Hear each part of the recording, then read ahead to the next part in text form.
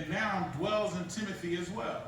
This lineage of faith is significant. It highlights the passing of spiritual heritage and the importance of family influence. How are you influencing your family? You know, again, like I said earlier, there are some of us that we influence our family when it's holiday time.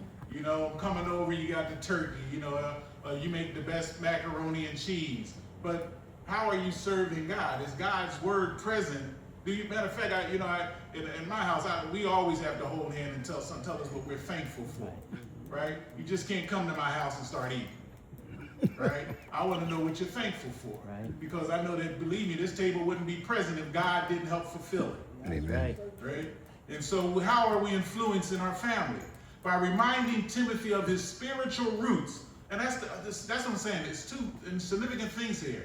How are you influencing your family, and what are your spiritual roots? I just kind of outlined some of them. You know, but there are some that says, oh, Christianity is a white man's religion. But we just said here that even in the Congo, that's not true. Christianity was prevalent there, and Christianity was going on through the transatlantic slave trade, right? And so we saw all of those particular things manifest as we began to grow in our faith. Paul strengthens and reminds him that his faith is not something new or untested. This is not a new test for us, right? So again, but a continuation of long and vibrant legacy. This is a faith that has already proven itself. The same God that brought our ancestors through the trials and tribulations is the same God that will bring us through turmoil and trouble today. There's trouble today. The waters are troubled today. Right? Our young people are misguided today. I was talking to a friend of mine that was just on a cruise, and she said she was on a cruise and the young people had an all-out brawl on the cruise. Now I'm thinking, you're on a vacation on a cruise ship and they on there fighting like crazy. The security had to come and they locked all the kids in their room until the ship docked and got them all. Right? What is going on with our legacy? What is going on with the future of our communities?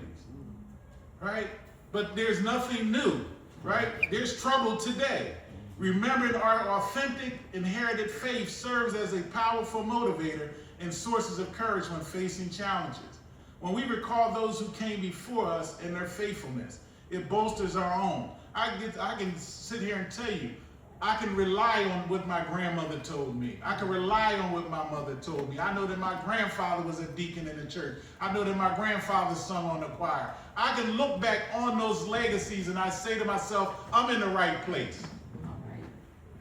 Right? I'm in the right place. And that's the same thing with each one of us. Right? Even though Dr. Johnson is kind of trailing in here today, but I know when he came in, when I talked to him the other day, he was with his grandson. He called me, and his grandson was going to ROTC. And I said to the brother, I'm praying for you. And he told me, he said, I'm praying for you too. You see, there's a faithfulness that's present in our legacy of how we raise our children and our grandchildren. It translates. And I'll tell you, sometimes it may jump over. I shared with you that my grandson had some mental issues. He's still incarcerated. He's been in jail for almost 2 months now, right? And I fight diligently to try to get him out. But the reality of it is that when I get him on the phone, I'm telling him, my wife is encouraging, read your scriptures, pray, continue to stand on the foundation of God. And all he says is, Pop, I'm praying. I don't know whether he really doing it. But when he talks to me, that's what I'm going to encourage him. Because that's going to be part of the legacy that I continue to try to instill in him. All right? So here, our ancestors survived imperialism, enslavement, wars, Jim Crow, civil rights struggles. We've been through a lot. We've been through a lot. But we stood foundationally on our belief in Jesus Christ. Right? That's our legacy. And we believe in a better future. It's a better future for us. We believe that there's something better for us when we leave here, right? And so here, surely, we can survive political, economic, environmental, and social turmoil for the next generation to have a better world. But we have to lead the way through our emulation of Christ. We have to lead the way in how we represent what we believe in. Right? We can't just make things right. We can't plait somebody's hair to go fight in the street. Right? What is the message that we're sending? Can someone read Paul encourages Timothy?